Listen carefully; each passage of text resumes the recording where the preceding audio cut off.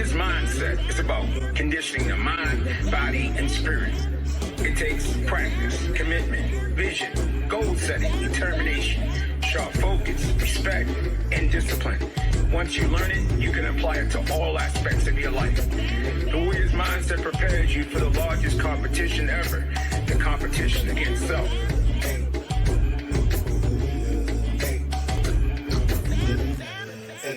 All right, everybody, welcome to the Warriors Mindset Radio. You know what we do. We empower the world, making sure we tap into the Warriors Mindset from the inside out. It's always about the principles of the Warriors Mindset Guide: honesty, open-mindedness, and willingness. What I want to talk about today, willingness represents faith, is having the faith to be able to connect and ask God to bring people in your life that can empower you and take you to the next level. And boy, do God bless you.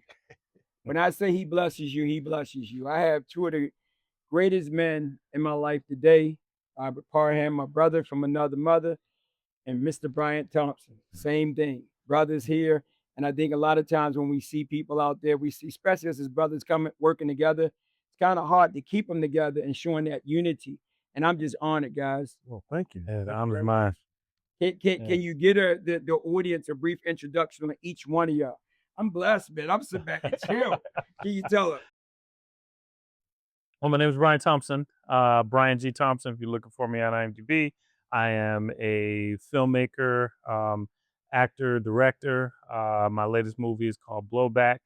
And in Blowback, all three of Professor Willie the Bam Johnson, my teacher also, all three of his sons are in the movie. So I'm blessed to be in a position to do something like that. And the movie, thankfully, is doing really well. People seem to like it. So I'm just grateful and honored to be here. Awesome, awesome. I'm Robert D. Parham, Jr., PhD. I am also a filmmaker. I'm a former 5-time World Kickboxing Champion. And hey, our latest movies are Heroes, which also has Professor Bam and his sons. Loyal Justice, which we also have Bryan as well as Bam and his sons.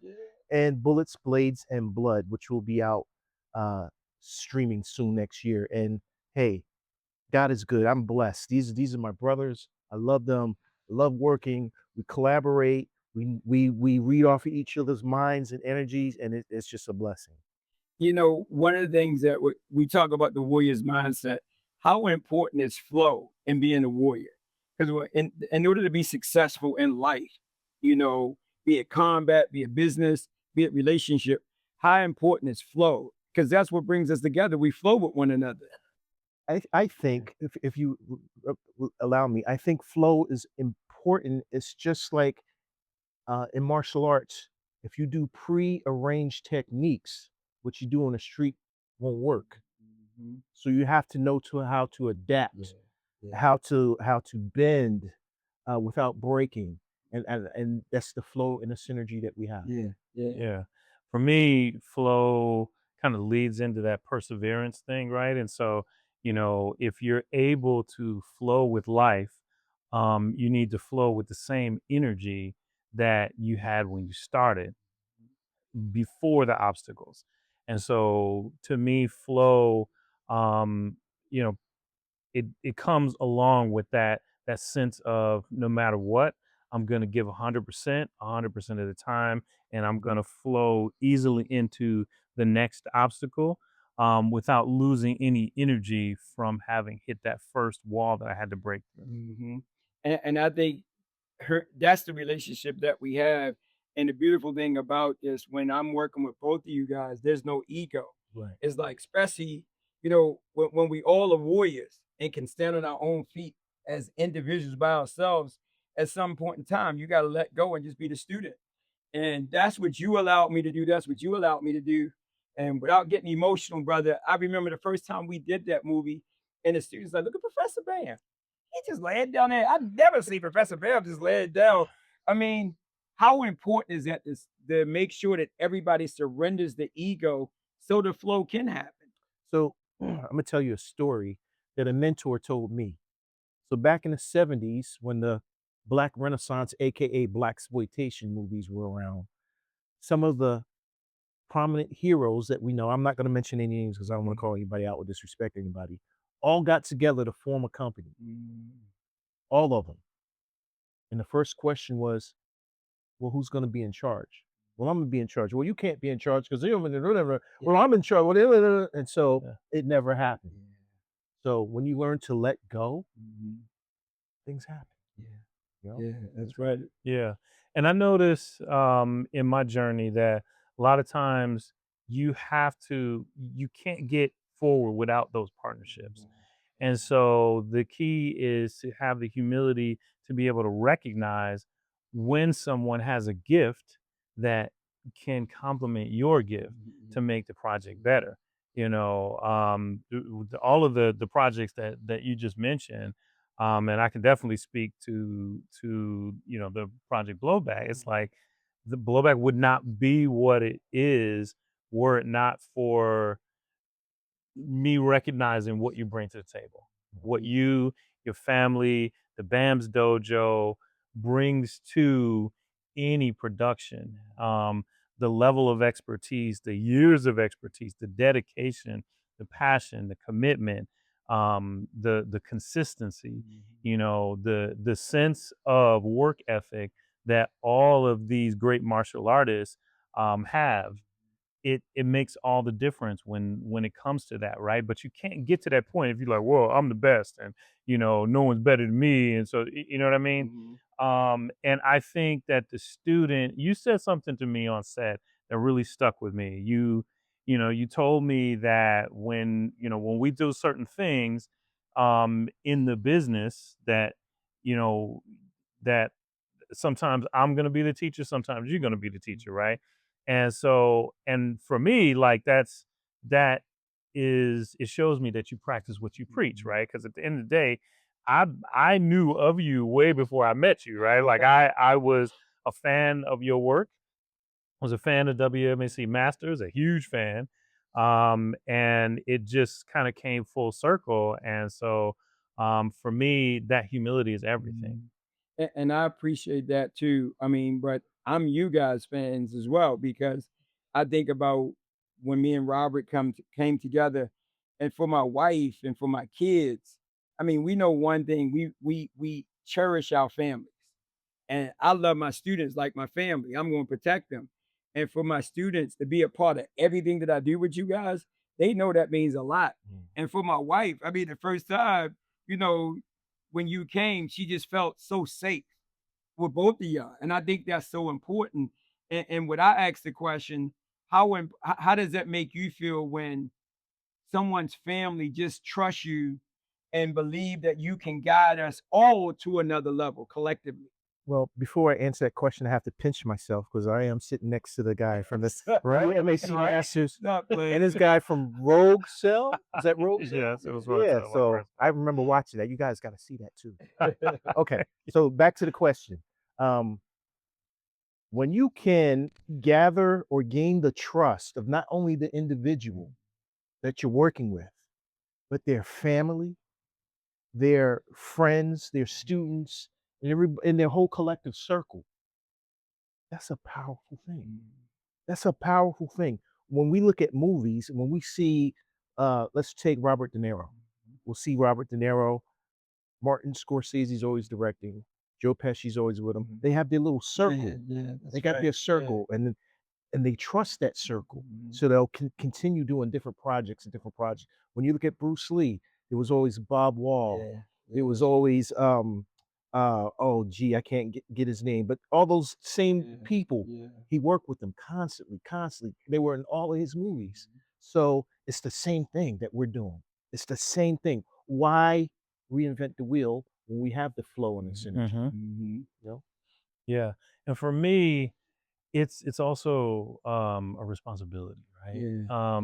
So when you say like that, when you put that much of your family and your energy on the line, it takes it to another level. I'll give you an example. So when we were working on the movie, there was one day where we had a lot of scenes to do, a lot of fight sequences, and I never I can never completely take seeing you in WMC Masters out of my brain, right?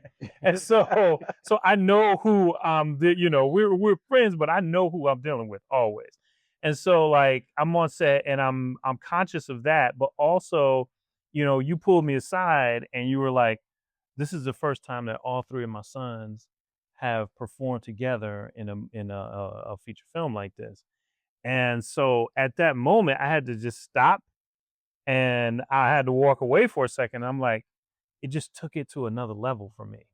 And so that's why I never took a break that day because I couldn't. Like my adrenaline just kept flowing, and I think that is because I feel the weight. You know what I mean? That's why when I'm in class with you, I'm just a student. Like I have no sense of, you don't owe me anything except the pain that everybody else is getting. Right. And I think for me, with both of you guys, I mean, even with us, and this means a lot to me because it was hard to get my sons to work together because a lot of times people that tried to do projects, they always favored one person. They didn't allow the other person to come up and grow. I think the beautiful thing about you guys, when you come in, you make everybody feel equal. Everybody's on the same level. And I think that's so important. You see so many people, you a star, you better, you less, and you can't run an operation or grow anywhere if somebody's better than the other. And you were masterful at that, man. I mean, you were able to just make everybody just feel so at home and comfortable. And even when it was time to have a good time and joke, it's like, all right, guys, time to get back. And you didn't say it with anger. You just said it with love. I think for me, I think the world needs to take that lesson and try to figure out what can we do to come together and show that sort of humility to other people, to give them a chance to feel that trust. What would you say to other people on what we can do to bring about that sort of synergy and Well, energy? I think you hit the nail on the head when you said when we bring that love. So what's missing from our community as Black men, as filmmakers, is collective love. You know, if I'm out of line, I would expect you to correct me, pull me to the side. Hey, Rob, that was really cool. Yeah. You know, a learning lesson for me. Mhm. Yeah, I would expect nothing less because if you didn't do that, you don't love me. Yeah. Yeah, that's right. So that's what's missing. Yeah. You know, Mhm. in my perspective. Yeah. Yeah. I mean, and I would also say that a lot of times it comes from inside, right? Mhm. So so there's levels to it. So the world continues to tell Black men in some senses that, we're fighting in many cases for our self-worth. So when you have people fighting for their self-worth, and then you have like a dojo where like the BAM's dojo where you come in, everybody is, we're reinforcing a lot of kids don't have that. Mhm. So those kids become adults, and then a lot of adults don't have that. And that contributes to the phenomenon of us not being able to work together because we haven't been able to deal with leaving the outside world outside. Yeah. So, what we try to do, and I think we all try to do this, is create that sense of family Mhm. that you might not have in other places. But when you step on set with us, when you step in this dojo, you have that sense of family that should instill in you a sense of self-worth that comes from your own work. Mhm. You build your self-worth. Mhm. And when you can build that self-worth and you know it to your core, then it becomes easier to work with other people. Yeah. So I look for people to work with who already have that, and the people that don't have it, hopefully they're young enough or they're willing to learn. We can bring them in and get them on that level so they understand. Hey, it's this is a community. You're trying to build a community. Every film that is really goes well is because they were able to establish a community Mhm. of people who are willing to work together, especially independent level, Oh right? yeah. Oh yeah. Mhm. Yeah. One of the things that you hit on too when we talk about, you mentioned men and you talked about Black men, and this is not a racial, but it's a real statement. How important is it for us to really, you know, show that image of strong men, humble men, but also men that can work together and men that are not being influenced by these outer things that, because as a Black man, it's hard. It's always a fight. It's unfortunate. Um, let me say, and this is all my perspective. Let me say first, the media pushes on us that we're worthless. You know, and we're far from worthless. The media says that we don't have what it takes to be a real man. We don't raise our kids. We don't work. We can't get along, and all of that is untrue. Oh, black men make up 50% of the people in jail, but 13% of the population. That's not true either. You know, we make up less than 40%, 38.9, if I'm not mistaken. Okay, there's more other race on race crime than there is black crime per capita per person. Right, so all of the media that they put on us, people believe. Yeah. The media is strong influencer on our youth and some of us as adults when they don't know their self-worth. Sure. You know, but when they know their self-worth, none of that matters. Yeah. What matters is what you bring to the table and what you can leave for the generations that come after you. Yeah. And I think, to your point, that's why martial arts is so important. Oh, right? yeah. I think that there's the way our society is set up right now, especially, I mean, for women too. Like, women have their own challenges, right? But I think men in general are confused. I think that there's a lot of confusion about what is a good man, what is a good man supposed to look like. Are you supposed to be, are you supposed to be macho? Are you supposed to be too macho? Are you supposed to, is violence good? Is violence bad? What do you know what I mean? And I think that in the realm of martial arts and martial arts training, you develop that understanding. Because my perspective is that a good man is not good because he is incapable of violence.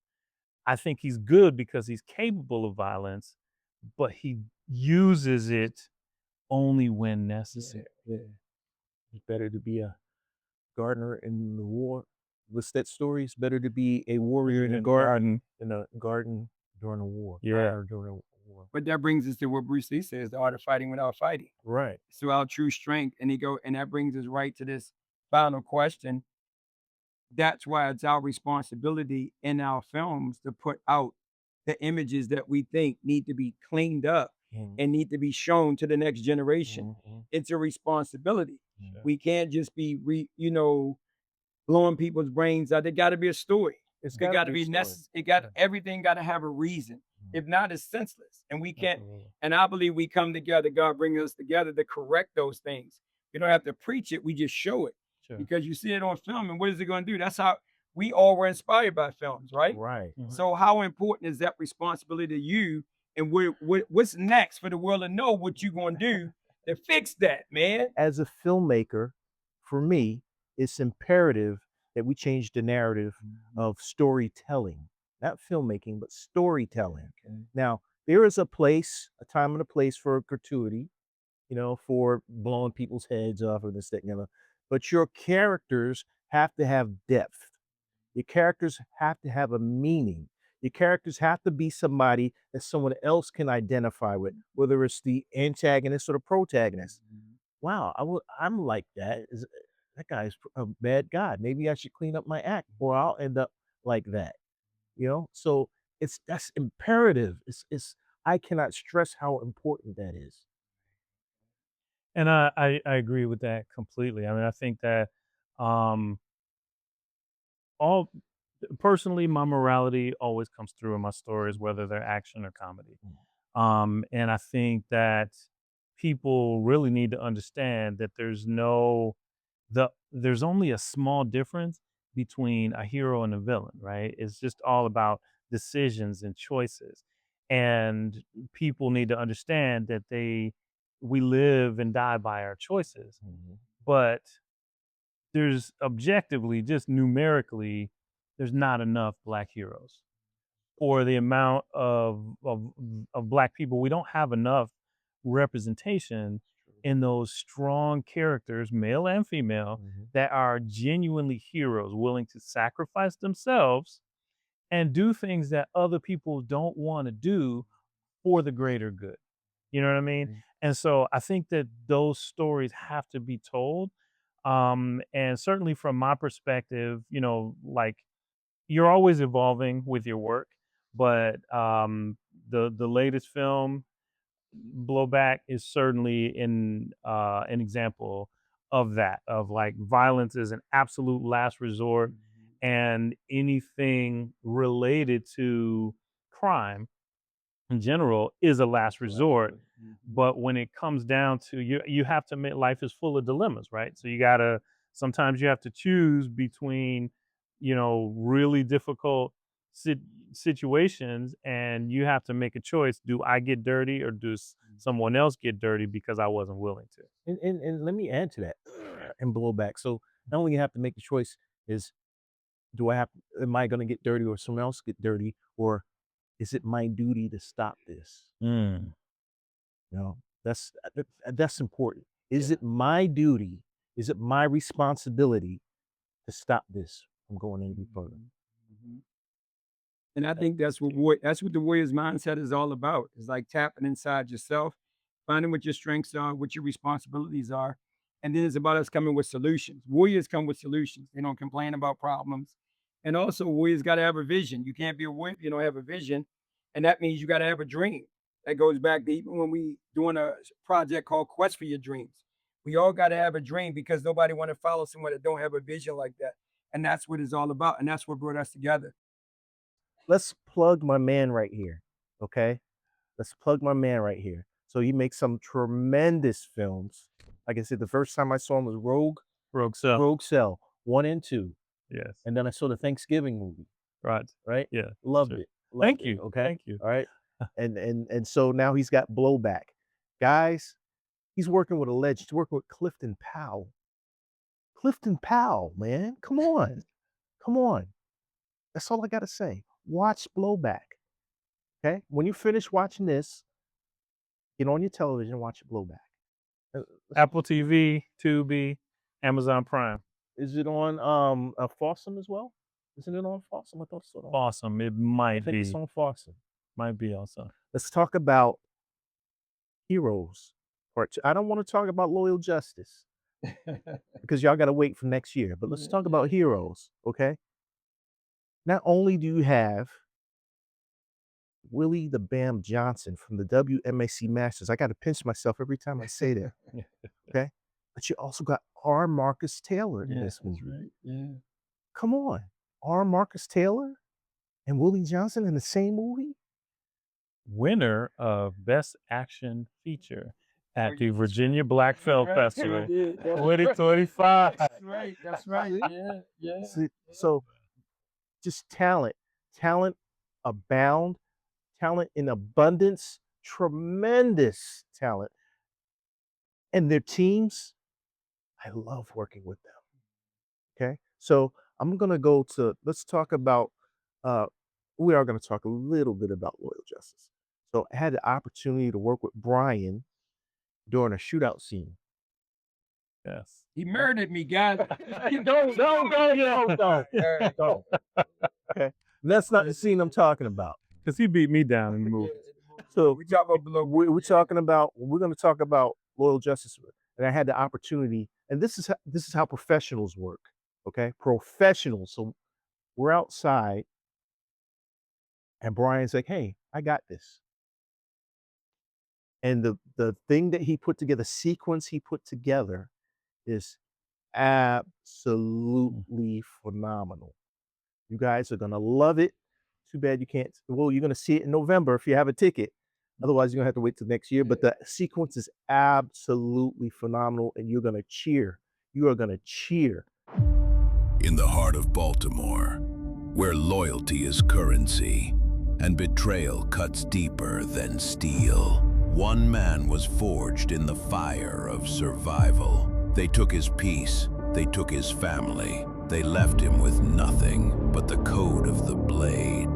Now, in a city ruled by those without honor, he walks alone, a ghost among gangsters, a blade among bullets.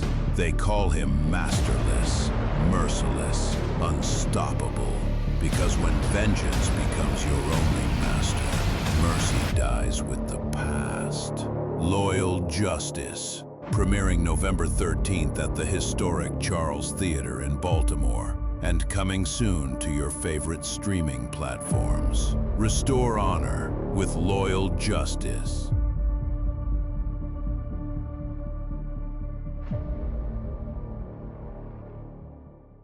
It's beautiful. I just wanted to say that. I appreciate it. Just wanted to say that. I wish I could see it. I don't watch my movies. So I don't even know what happened.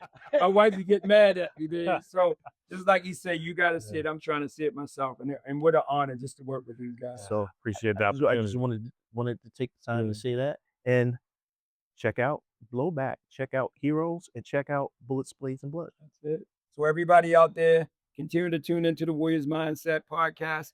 We hope you love it. So many people have been talking about the impact that it has had on their life, and we will continue to do that.